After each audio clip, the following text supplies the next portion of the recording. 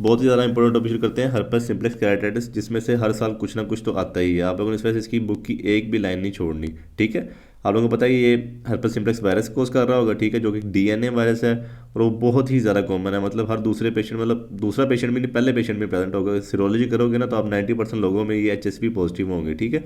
और ये मोस्टली जो हमारी एक आंख की स्कारिंग करता है उसके बाद एक आंख की ब्लाइंडनेस कर देता है, बहुत ज़्यादा केसेस में देखा गया है। आप लोगों को पता है हर्पेस सिम्प्लेक्स वायरस की दो टाइप्स होती हैं, herpes simplex virus type 1, herpes simplex virus type 2, ठीक है। अगर ये कोई पेशेंट है उसकी ये वेस्ट है तो मोस्ट कॉमनली जो हर्पेस सिम्प्लेक्स वायरस टाइप 1 है वो ऊपर ऊपर कोज करेगा, वेस्ट से ऊपर स्किन की लेजन्स करेगा, माउथ की, लिप्स की, ठीक है। और जो हर्पेस सिम्प्लेक्स टाइप 2 होगा वो वेस्ट के नीचे इन्फेक्शन करेगा, मतलब जेनिटल ट्रैक्स के मोस्ट इन्फेक्शन होंगे। हो सकता है कि जो टाइप 2 है वो ऊपर भी कर दे, वेस्ट के ऊपर भी इन्फेक्शन कर दे, टाइप 1 वेस्ट के नीचे भी इन्फेक्शन कर दे। लेकिन मोस्ट कॉमनली 90% 1 वेस्ट के ऊपर करता है और 2 वेस्ट से नीचे ही करता है। और जो टाइप 1 है वो एयर ड्रॉपलेट्स के जरिए फैलता है, मतलब किसी ने खांसी वगैरह की और एयर ड्रॉपलेट्स में चले गए हवा के अंदर और वो उसके ज़रिए फैल सकता है। यहाँ पे क्लोज कॉन्टैक्ट इन्फेक्टेड पर्सन के साथ किया है, किसिंग वगैरह हुई है तो उससे भी फैल सकता है। दूसरा जो टाइप 2 है वो एक्वायर्ड वर्नली होगा, मतलब सेक्सुअली कॉन्टैक्ट से फैलेगा। अब हम इसके देख लेते हैं प्राइमरी ओकुलर इन्फेक्शन क्या होंगे। मतलब कि एक पेशेंट है वो पहले कभी भी इससे एक्सपोज नहीं हुआ, हर्पेस सिम्प्लेक्स वायरस से फर्स्ट टाइम एक्सपोज हो रहा है, ठीक है। और ये बच्चों में नहीं देखा जाता पहले 6 मंथ के दौरान, क्योंकि आप लोगों को पता है जो बच्चों के अंदर मदर के अंदर से ही एंटीबॉडीज इसके खिलाफ आ रही होंगी हर्पेस सिम्प्लेक्स वायरस के लिए, वो 6 महीने तक हमारी बॉडी में प्रेजेंट होंगी। तो इस वजह से कभी भी नहीं हो सकता कि पहले 6 मंथ के अंदर कोई बच्चा इन्फेक्टेड हो जाए। हाँ, उसके बाद इन्फेक्टेड हो सकता है। तो क्या देखने को मिलेगा फर्स्ट टाइम इन्फेक्टेड होने पे, ठीक है। क्लिनिकल फीचर्स क्या आएंगे, फर्स्ट टाइम की बात कर रहा हूँ, अभी रिकरेंट इन्फेक्शन नहीं हुआ, दोबारा इन्फेक्शन नहीं हुआ। फर्स्ट केस में क्या होगा कि हल्का फुल्का फीवर देखने को मिलेगा, थोड़ा सा मलेज होगा, दिल वगैरह घबराएगा, या अपर रेस्पिरेटरी ट्रैक इन्फेक्शन हो सकती है, जो नॉर्मली एक वायरस प्रेजेंटेशन देता है क्लिनिक के अंदर, बिल्कुल वैसा होगा, हल्का फुल्का सा लगेगा हमें, ठीक है। स्किन के ऊपर हो सकता है कि हमें लेजन्स देखने को मिले, ठीक है। ये अगर हमारा आईलिड है, ठीक है, उसके करीब हमें लेजन्स देखने को मिल सकती हैं, ठीक है। और या फिर ब्लेफरेटस जो हमारे आईलिड के कॉर्नर्स होते हैं, मार्जिन होते हैं, उनकी इन्फ्लेमेशन देखने को मिल सकती है। या फिर फोलिकुलर कंजक्टिविटिस देखने को मिल सकता है, जो मतलब अंदर वाला हमारा कंजक्टिवा है ना उसके ऊपर फोलिकुलर रिएक्शन हो सकता है। आप लोग फोलिकल्स पढ़ाए थे ना मैंने, जो ऐसे फोलिकल्स होते थे जिनकी ब्लड वैसे शैडो में सप्लाई करी थी, ऊपर से देखने में येलो होता था, ठीक है। फोलिकुलर कंजक्टिविटिस देखने को मिल सकता है, या पंक्टेड केराटिटिस देखने को मिल सकता है, मतलब जो हमारा केराटिन का एपिथेलियम है ना उसमें इस तरह जैसे चूहे ने छोटे छोटे डॉट्स नहीं काटे होते, इस तरह कटिंग हुई होगी सेंटर में से। तो ये चीज़ें हमें देखने को मिल सकती हैं प्राइमरी केस के अंदर, जब फर्स्ट टाइम पेशेंट इन्फेक्टेड हो रहा है। उसका हमने ट्रीटमेंट करना है स्किन का, और जो ब्लेफरेटिस है उसको हमने क्रीम दे देनी उनके उनके लिए। कौन सी क्रीम? एसाइक्लोवीर, ठीक है। और ड्रॉप्स भी हमने एसाइक्लोवीर के ही देने हैं। जब फोलिकुलर कंजक्टिविटिस होगा या एपिथेलियल मतलब आई इन्वॉल्व होगी तो ड्रॉप्स देने हैं, स्किन इन्वॉल्व होगी तो क्रीम देनी है एसाइक्लोवीर की।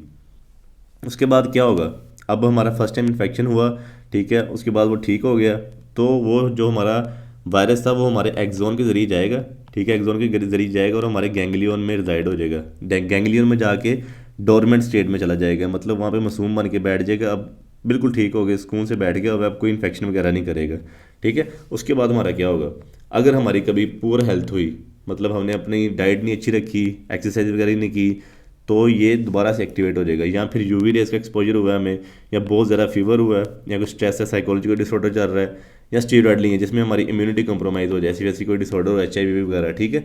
उस केसेस में ये वायरस दोबारा से एक्टिवेट होगा और हमारे सेंसरी पाथवे से जाएगा और हमारे टारगेटेड एरियाज़ को इन्फेक्ट कर देगा। जैसे कि कॉर्निया को सबसे पहले इन्फेक्ट करेगा, कॉर्निया में जाएगा, ठीक है। और कॉर्निया में अब रिकरेंट इन्फेक्शन हो रहा है, पहले था हमारा प्राइमरी HSV जो इन्फेक्शन हुआ मैंने आप लोगों को बता दी है, अब रिकरेंट इन्फेक्शन हो रहा है। प्राइमरी जो HSV था, नॉर्मली जो हमारा HSV टाइप 1 होता है वो जाके हमारे ट्राइजेमिनल गैंग्लियन में रिजाइड करता है। आप लोगों को बताया ना कि वो वेस्ट से ऊपर होता है, तो ट्राइजेमिनल गैंग्लियन में हमारा वेस्ट के ऊपर यहीं पर प्रेजेंट है, ठीक है। और जो वेस्ट के नीचे है 2 वाले हैं वो स्पाइनल गैंग्लियन में चले जाते हैं, जो हमारी पीछे स्पाइन है उसके अंदर गैंग्लियन उसके अंदर जाके रिजाइड करते हैं, फिर वहाँ से निकलते हैं और सेंसरी पाथवे से जाके अपने इन्फेक्ट टारगेटेड एरिया होता है उसको इन्फेक्ट करते हैं। तो हमें उसे कहते हैं कि अब रिकरेंट इन्फेक्शन हो गया है। तो इस केस में जो हमारा कोर्निया को रिकरेंट इन्फेक्शन होगा ना वो 3 तरह का हो सकता है। एक तो होगा एक्यूट एपिथेलियल केराटिटिस, जिसके अंदर डेंड्रेटिक अल्सर और जियोग्राफिक अल्सर देखने को मिलेंगे, वो मैं इसके अंदर पढ़ाऊंगा, बहुत ज़्यादा इंपॉर्टेंट है, ठीक है। फिर दूसरा स्ट्रोमल केराटिटिस देखने को मिल सकता है, जिसके अंदर नेक्रोटिक स्ट्रोमल केराटिटिस होगा, डेसिफॉर्म केराटिटिस होगा, वो भी मैं आगे जाके पढ़ाऊंगा, लेकिन वो रेयर कंडीशन होती है। इंपॉर्टेंट क्या है, ये वाला एक्यूट एपिथेलियल केराटिटिस। फिर हो सकता है केराटोयूवेटिस देखने को मिले, वो भी मैं आगे जाकर पढ़ाऊंगा, वो भी इतना ज़्यादा इंपॉर्टेंट नहीं, लेकिन ये बहुत ज़्यादा इंपॉर्टेंट है, इसको अच्छे तरीके से करना है आप लोगों ने। ठीक है, अब पढ़ते हैं हम एक्यूट एपिथेलियल केराटाइटिस, जिसके अंदर हमें डेंड्रिटिक अल्सर देखने को मिल रहे हैं, जियोग्राफिक अल्सर देखने को मिल रहे हैं, जिसका दूसरा नाम है एमोबॉइडल अल्सर। इसके अंदर ये होता है कि पहले ना हमारे नॉर्मली जो सामने ये मिसाल के तौर पे हमारा कॉर्निया है, ठीक है, ये कॉर्निया आ गया और उसके अंदर पहले छोटे छोटे पंक्टेड केराटाइटिस होंगे, मतलब आप लोगों को पता है ऐसे चूहे ने छोटा छोटा कटा होता है, ठीक है, ऐसे ऐसे ऐसे का देखने को मिलेगा आप लोगों को। फिर उसके बाद इनकी ब्रांचिंग हो जाएगी, ऐसे ऐसे होगा, मतलब डिस्क्वेमेशन हो जाएगी, जो हमारे सेल्स थे ना, स्क्वेमस सेल थे, वो अब टूट गए हुए, उनकी आपस में ब्रांचिंग होगी, एक तरह की ब्रांचिंग स्टेट मिलेगी देखने को, जिसको हम कहेंगे डेंड्रिटिक अल्सर हो चुका होगा इस टाइम। और ये आगे से क्लब शेप होगा। क्लब शेप आप लोगों ने अक्सर देखा होगा, क्लब शेप उसको कहते हैं, जो पत्ते वगैरह हम खेलते हैं ना ताश के पत्ते, उसके अंदर पत्ता ऐसा दिख रहा होता है, तो ये आगे से क्लब शेप होंगे, कॉर्नर जो होंगे इसके क्लब शेप होंगे, इसको हम कहेंगे डेंड्रिटिक अल्सर हो चुका हुआ है। फिर जियोग्राफिकल अल्सर कैसे होगा, ये वाले जो अल्सर है ये आपस में मिलना शुरू हो गए, ऐसे ऐसे ना एक एरिया ज़्यादा कवर करना शुरू करेंगे, अच्छी खासी ना गंदे वाले अल्सर बन जाएंगे, ठीक है, ऐसा एक शेप बन जाएगी, उसको हम कह देंगे कि अब जियोग्राफिकल अल्सर हो चुका हुआ है, अब ये अल्सर फैल चुका हुआ है सारे के सारे अंदर, तो उसको हम कहते हैं कि ये जियोग्राफिकल अल्सर हो चुका है। फिर इसके हमें क्लिनिकल फीचर्स क्या देखने को मिलेंगे, क्लिनिकल फीचर्स बिल्कुल वो हमें पता है कि सेम ही आएंगे सबके अंदर, जिसके अल्सर हो रहा है, फॉरेन बॉडी सेंसेशन आ रही है, लैक्रिमेशन आ रही है, फोटोफोबिया आ रहा है, पेन आ रही है, ठीक है, या विजन डिक्रीज होगी, कोनी सेंसिटिविटी रिड्यूस हो जाएगी। कोनी सेंसिटिविटी बहुत इंपॉर्टेंट है, वो आपने याद रखनी है। साइंस वो है जो हमने क्लिनिक के अंदर देखने हैं। सबसे पहले सिलियरी के इंजेक्शन देखने को मिलेगा, आपको पता है सामने जो हमारा लिम्बल एरिया है उसके कॉर्नर्स भी यहाँ पे सिलियरी पीछे बॉडी होती है, तो उनकी इंजेक्शन देखने को मिलेगी, रेड रेड से ना उभरे हुए स्पॉट्स देखने को मिलेंगे हमें। और कॉर्नी सेंसिटिविटी डिक्रीज हुई होगी, आपको पता है जब हमारी आंख में ज़्यादा लाइट पड़ती है या फिर आंख में हाथ लगे तो उस टाइम हमारी आंख बंद हो जाती है, लेकिन इन केसेज में कॉर्नी सेंसिटिविटी डिक्रीज होगी तो जल्दी आंख बंद नहीं होगी। और फिर हम कॉर्नियल स्टेनिंग करेंगे, स्टेनिंग बहुत ज़्यादा इंपॉर्टेंट है, जिसमें 2% फ्लोरेसेंस आ जाता है, एक तरह की डाई है, और दूसरी रोज बेंगल डाई है, ठीक है, इसके ये रेड कलर दे रही होती है और ये येलिश टू ग्रीन कलर दे रही होती है। तो पहली पिक्चर में देख लेते हैं आप लोगों को, ये फ्लोरेसेंस डाई हुई है, आप लोगों को अच्छे से नज़र आ रहा होगा, ठीक है, ये डेंड्रिटिक अल्सर इस टाइम बना हुआ है। जो फ्लोरेसेंस डाई है थोड़ा सा वो ब्लरी सा इमेज देती होती है, और जो रोज बेंगल है ना वो बहुत डिमार्केटेड, और मतलब जो एजेस है ना वो बड़े शार्पली दे रही होती है, आपको ये पता चल रहा होगा, ये हुई हुई है रोज बेंगल शेयरिंग, आपको कॉर्नर नज़र आ रहे हैं, क्लब शेप हैं, और बड़ी डिमार्केटेड मतलब करती है ये फुल, जो उसके कॉर्नर है ना वो अच्छी तरह से दिखा रही होती है रोज बेंगल शेयरिंग। फिर उसके बाद जो फ्लोरेसेंस है उसके अंदर हम अब देख लेते हैं जियोग्राफिकल शेयरिंग, आपको पता है सारा एरिया कवर किया हुआ है, अब इसके अंदर ब्रांचिंग वगैरह ख़त्म हो चुकी है, ठीक है, इसको हम कह देंगे कि ये जियोग्राफिकल अल्सर बन चुका हुआ है। इसके बाद डायग्नोस कैसे करना है, क्लिनिकल इजीली हो जाता है, जो कि हमने डेंड्रिटिक अल्सर देख लेना है या फिर जियोग्राफिकल अल्सर देख लेना है, जिसको हम एमेबॉइडल अल्सर भी कह रहे हैं, कि अमेबा की तरह का लग रहा है, ठीक है, देखने में अमेबा की तरह लगता है, इसको कहते हैं एमेबॉइडल अल्सर भी है ये, ठीक है, जियोग्राफिकल अल्सर। उसके बाद हमारा डिफरेंशियल डायग्नोसिस आ जाएगा, जो कि हमने हर एक का नहीं करना होता, लेकिन आपको पता है ये मोटर टॉपिक है तो इसका तो हमने करना ही करना है। तो उसके अंदर सबसे पहले आ जाएंगे हर्पस ज़ोस्टर केराटाइटिस, हमने इसको डिफरेंशिएट करना है। हर्पस ज़ोस्टर केराटाइटिस हम आगे जाके पढ़ेंगे, जिसके अंदर छोटे छोटे से डेंड्राइट्स बन रहे होंगे, माइक्रो डेंड्राइट्स बन रहे होंगे। फिर कैंथोमेबा केराटाइटिस जो हमने लास्ट वीडियो में पढ़ा, जिसके अंदर सूडो डेंड्राइट्स बन रहे थे, ठीक है, सूडो मतलब असली वाले नहीं, असली वाले किसके अंदर पाए जा रहे हैं, हर्पस सिम्प्लेक्स के अंदर। फिर हीलिंग कॉर्नियल अल्सर, वो भी हीलिंग जब होती है ना अल्सर की, तो वो भी डेंड्राइड्स की शेप दे रहा होता है थोड़ी थोड़ी, तो वो भी सूडो डेंड्राइड्स होंगे। और फिर टॉक्सिक इंड्यूस्ड केराटोपैथी, मतलब कोई ऐसी टॉक्सिक ड्रग डाली इसकी वजह से हमारे कॉर्निया के मसले मसाले शुरू हो गए हैं, तो उसके अंदर भी थोड़े बहुत डेंड्राइड्स देखने को मिलेंगे, वो भी सूडो डेंड्राइड्स होंगे। तो इन चारों कंडीशन से हमने इस कंडीशन को डिफरेंशिएट करना है, जो कि हर्पस सिम्प्लेक्स वायरस से हो रही होगी, ठीक है। उसका ट्रीटमेंट हम कैसे करेंगे, ट्रीटमेंट में आप लोगों को पता है 50% पेशेंट खुद ब खुद सही हो जाएंगे और कोई पैसिटी वगैरह नहीं पाई जाएगी, लेकिन जब हम थेरेपी करेंगे ना तो 90% पेशेंट ठीक हो जाएंगे। उसके अंदर क्या क्या आ सकता है, सबसे पहले एसाइक्लोविर आ जाएगी, आपको पता है एंटीबायोटिक ड्रग सबसे कॉमन है, दिन में 5 टाइम इसके ड्रॉप्स देने हैं, ठीक है, और ये इन्फेक्टेड सेल को ही अटैक करती है, ठीक है, जिनके अंदर वायरस होगा, और इजीली पेनिट्रेट कर जाती है। अगर हमारा कॉर्निया ऊपर से बिल्कुल ठीक भी है या स्टोमा बिल्कुल ठीक है तो इजीली पेनिट्रेट करके इन्फेक्टेड सेल को पकड़ लेती है और उस टाइम उनको डिस्ट्रॉय कर देती है। फिर उसके बाद आ जाएगा ट्राईफ्लोरोथाइमिडीन आ जाएगा, जो कि बिल्कुल उसका एक्शन एसाइक्लोविर जैसा है, लेकिन ये हम दिन 3 टाइम देंगे।